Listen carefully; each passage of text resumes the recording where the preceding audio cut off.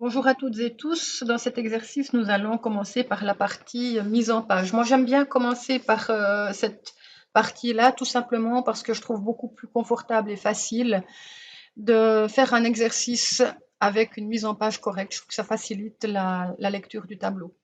Donc, on nous demande dans la partie mise en forme de fusionner et centrer le titre. Donc, je viens ici sélectionner sur la largeur du tableau mon titre et je viens ensuite cliquer sur fusionner et centrer.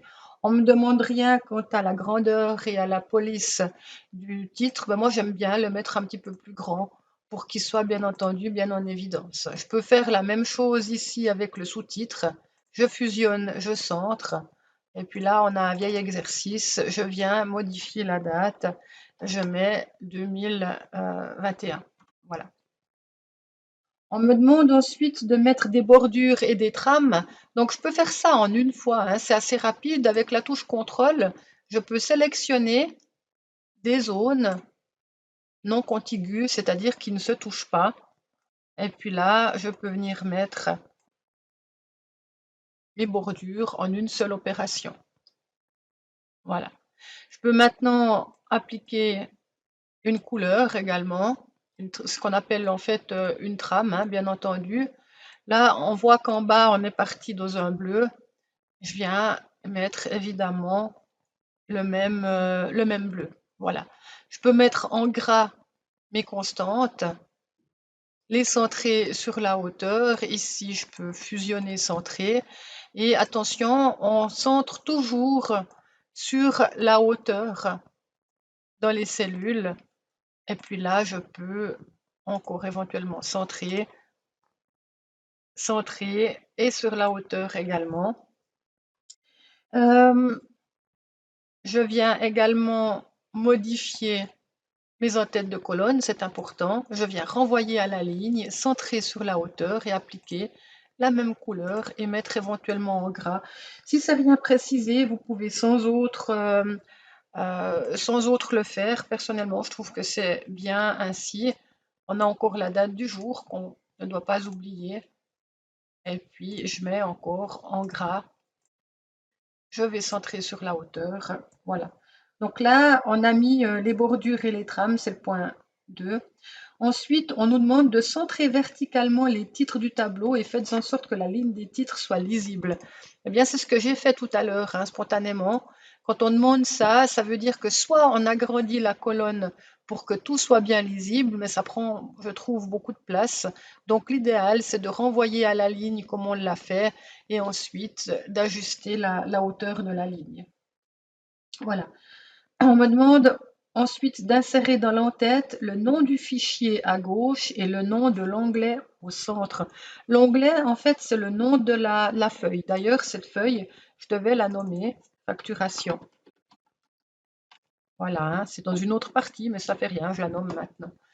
Donc, on me demande de modifier, d'ajouter une en-tête. Donc, je viens ici dans la partie mise en page. J'ai cliqué ici sur la petite flèche pour dérouler la boîte et je viens mettre dans mon en-tête. On me demande le nom du fichier à gauche. Donc là, on a inséré nom de fichier. Et au centre, le nom de l'onglet. C'est en fait la feuille et puis le champ, c'est onglet 1. Je valide. Maintenant, on me demande de modifier le pied de page.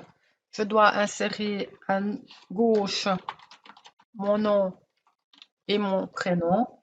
Et on me demande dans la partie de droite, page X sur Y. Dans Excel, c'est pas tout à fait comme dans Word. On doit insérer le mot page. Et puis ici, on retrouve les deux champs qui correspondent au numéro de page et au nombre de pages. Donc pour les différencier, on voit qu'il y a deux petites pages ici. Donc ça, c'est le nombre. Et le premier, c'est le numéro de page.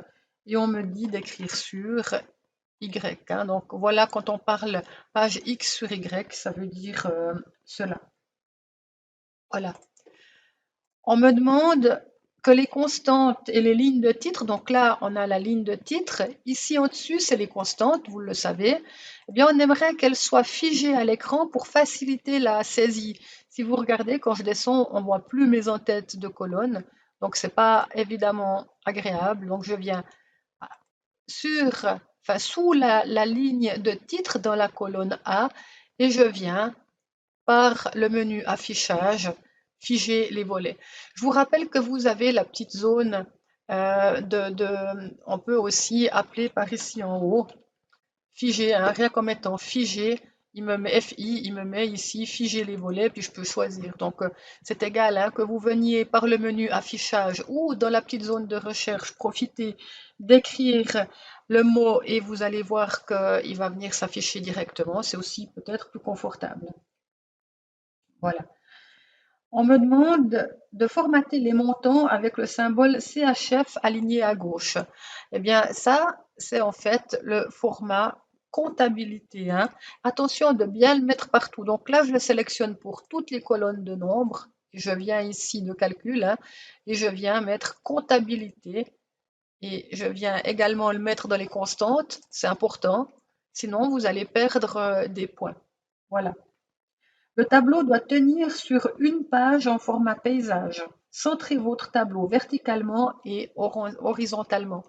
Bien ça, on a plusieurs manières de le faire, hein. On pourrait le faire par exemple par la mise en page ici, aperçu des sauts de page. D'accord? Ça, c'est plus confortable, je dirais, s'il y a plusieurs pages. Ou alors, je vais revenir en mode normal, ou alors par le menu mise en page. Et puis là, j'aime bien cette option-là parce qu'elle nous permet justement de tout faire en une seule fois, c'est-à-dire de mettre en paysage, d'ajuster à une page en hauteur, en largeur. Et là, on peut venir maintenant dans les marges, dans l'onglet marge, pour centrer horizontalement et verticalement.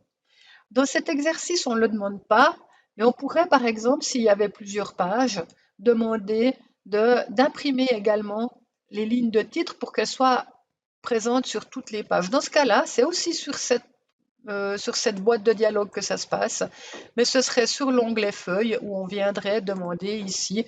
Je peux le faire, hein, bien que ce ne soit pas nécessaire, je peux le faire. Je pourrais lui dire de répéter, par exemple, la ligne de titre. Voilà.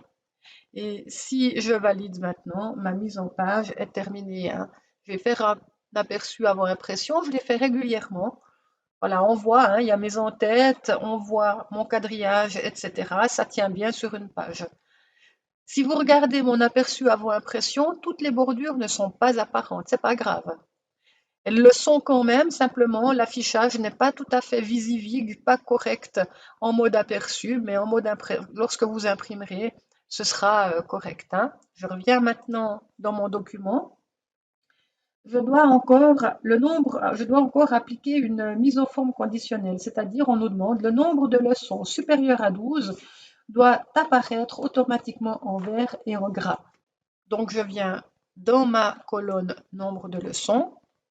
Et pour appliquer une mise en forme conditionnelle, je viens dans l'onglet Accueil, je clique sur Mise en forme conditionnelle, et là, hein, j'ai évidemment, vous le savez, plusieurs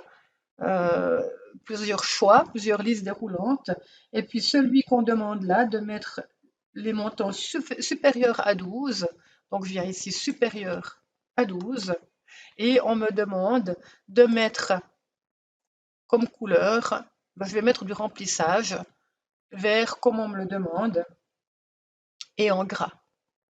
Voilà. Oups, pardon, j'ai oublié de mettre en gras, excusez-moi, je reviens, personnaliser, et puis je viens pour la police mettre en gras. Excusez-moi, je fais des petites bêtises, voilà. Là, on nous demande pas, on nous précise pas si c'est la trame en vert, donc pour moi, que vous mettiez la police ou la trame en vert, comme c'est pas forcément précisé, ça m'est égal, hein, je vais pas embêter avec ça. Et je peux maintenant valider, OK, et ma mise en page est terminée.